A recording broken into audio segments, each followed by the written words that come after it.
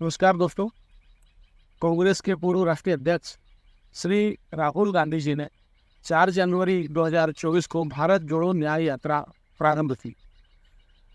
6,700 kilometre लंबी यह यात्रा 16 राज्यों और 110 जिलों से होती हुई कल मुंबई में समापन तक पहुंची। और मुझे ऐसा लगता है कि राहुल गांधी जी की पूरी यात्रा गडरिये की यात्रा से ज़्यादा कुछ नहीं थी, क्योंकि इसका कोई भी इम्पैक्ट ना तो राजनीति पर और ना ही भारतीय समाज पर कुछ पड़ा है। गडरिये भी जब राजस्थान में हजारों भेड़ों को लेकर के निकलते हैं तो वो केवल रास्ता जाम करते हैं और एक असर छोड़ते हुए, अवशेष के रूप में कुछ छोड़ते हुए चले जाते हैं। इसके सिवा उनका कुछ रहता नहीं। ये राहुल गांधी जी ने पूरे 65 दिन खराब की, देश के भी, लोगों के भी, कांग्रेस के। आखिरी दिन श्री राहुल गांधी जी डॉक्टर बाबा साहब अम्बेडकर के स्मारक पहुंचे, जहां उनका अंतिम संस्कार किया गया था। और वो बाबा साहब ठाकरे की समाधि पर भी पहुंचे और उन्हें भी पुष्पार्पण किए। मजे की बात यह है, आयरनी यह है कि ये दोनों शख्सियत, ये दोनों महापुरुष जीवन काल में कांग्रेस इनके खिलाफ रही। एक पॉजिटिव गेस्चर दिया, अच्छी बात है, लेकिन इतनी बड़ी यात्रा का एक ऑडिट होना चाहिए। एक लाभ हानि जरूर देखी जानी चाहिए कि इतने बड़े राजनीतिक इवेंट का लाभ क्या। लाभ हानि की जब हम बात करें तो प्रियंका गांधी जी ने जैसा कहा कि यह न्याय यात्रा भारत की वास्तविकता को जानने का एक प्रयास। It is attempt to know the reality of the country, ये उन्होंने अपने बयान में कहा। राजनीति में टाइमिंग का बड़ा महत्व होता है और ऐसे समय में जबकि उन्हें कांग्रेस का संगठन मजबूत करना चाहिए था, पूरे देश में संगठनात्मक तैयारियां करना चाहिए चुनाव को लेकर के, और प्रत्याशी चयन पर ध्यान देना था। जो गठबंधन, इंडी गठबंधन है, उस पर सीट शेयरिंग पर बात करना थी। वो यात्रा पर निकले। मुझे लगता है कि हमेशा की तरह जिम्मेदारी से बचने की यह भी एक कोशिश थी। दूसरा, वैचारिक रूप से बात करें तो इस पूरी यात्रा में जो 4 जुमले बार बार ध्यान में आए, अडानी, अंबानी, ओबीसी और भाजपा नफरत फैला रही है, और मैं नफरत के बाजार में मोहब्बत की दुकान। पूरी जमा पूरे इसमें यही देखने को मिलता है। जहाँ तक अडानी अंबानी की बात है, कांग्रेस शासित राज्य बड़े बड़े प्रोजेक्ट अडानी अंबानी को दे रहे हैं, और ये दोनों उद्योगपति कांग्रेस के शासन में ही पुष्पित और पल्लवित हुए हैं।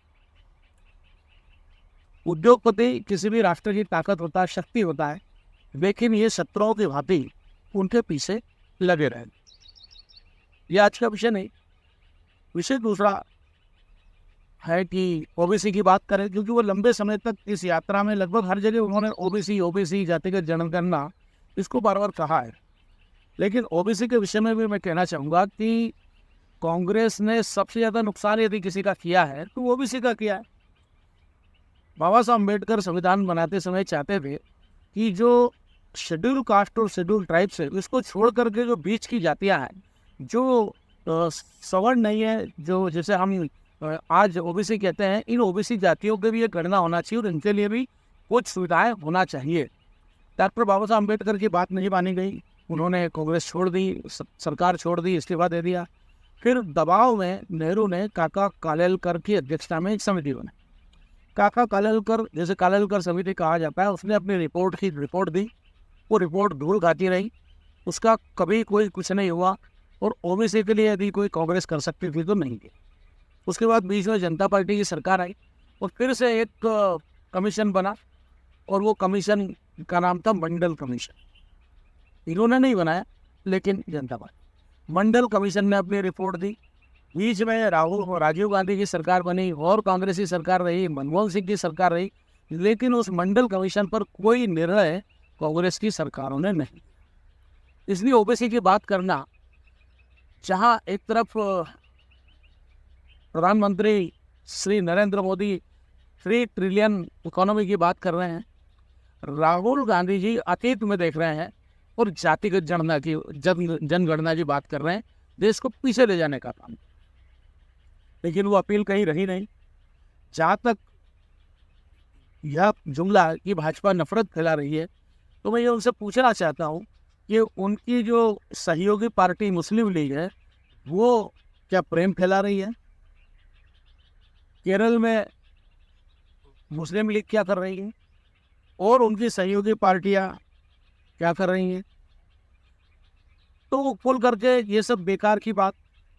और मुझे ऐसा लगता है कि राहुल गांधी जी की पूरी यात्रा गडरिये की यात्रा से ज़्यादा कुछ नहीं थी, क्योंकि इसका कोई भी इम्पैक्ट ना तो राजनीति पर और ना ही भारतीय समाज पर कुछ पड़ा है। गडरिये भी जब राजस्थान में हजारों भेड़ों को लेकर के निकलते हैं तो वो केवल रास्ता जाम करते हैं और एक असर छोड़ते हुए,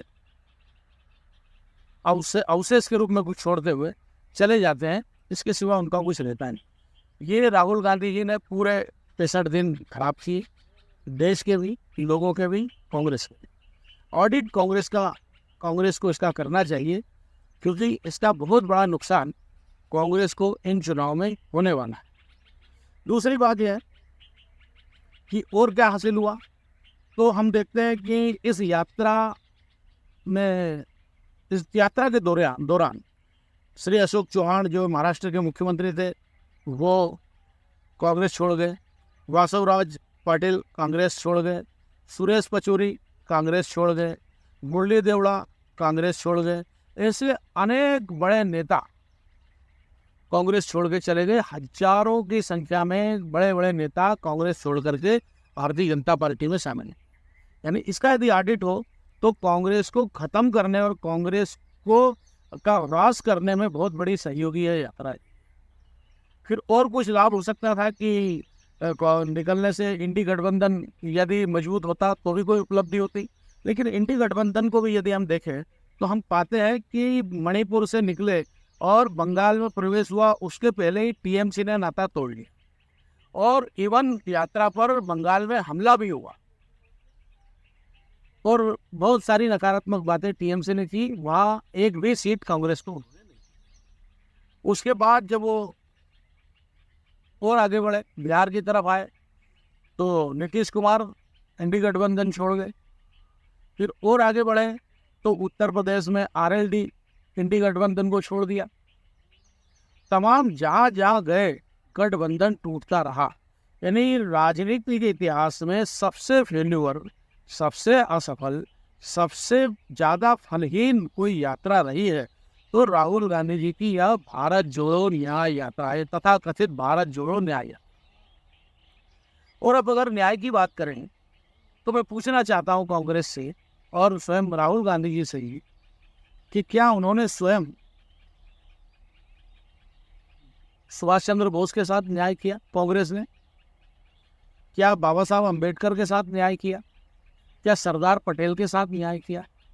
क्या क्रांतिकारी आंदोलन के साथ न्याय किया? क्या चंद्रशेखर आजाद के साथ न्याय किया? भगत सिंह के साथ न्याय किया, जिन्होंने अपनी जान इस देश के लिए दी? ऐसे हजारों लाखों उन उग्रवादी संगठनों से जुड़े उग्र तरीके से देश को आजाद कराने की कोशिश कर रहे हैं, हुतात्माओं के साथ न्याय कर पाई?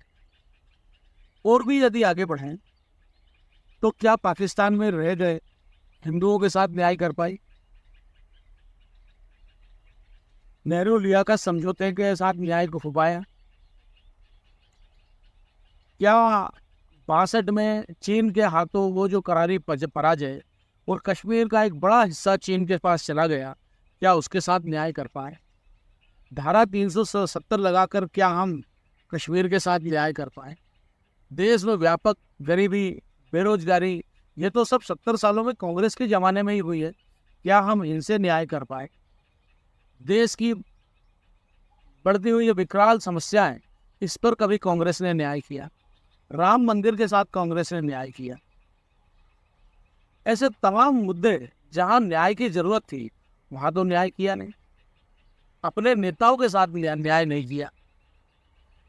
न्याय की परिभाषा है कि न्याय समानता के लिए होता है, लेकिन उसका वितरण सदैव असमान होता है। क्या डाउन टोडन, क्या वंचित और पिछड़े और गरीब लोगों की दशा में कांग्रेस की शासन में सुधार आया? नहीं आया। तो किसी भी मुद्दे पर यह यात्रा कोरी कोरी रही, खाली रही, फलहीन रही, बाज रही। कोई उपयोगिता इस पूरी यात्रा की नहीं रही। यह समाज पर, देश पर, राजनीति पर कोई असर नहीं छोड़ पाई। और मुझे ऐसा लगता है कि कांग्रेस के प्रतिबद्ध लोगों को राहुल गांधी जी से सवाल करना चाहिए, ये ऑडिट होना चाहिए कि यह यात्रा में की गई मेहनत का कांग्रेस को क्या लाभ हुआ, देश को क्या लाभ हुआ। बहुत बहुत धन्यवाद। भारत माता।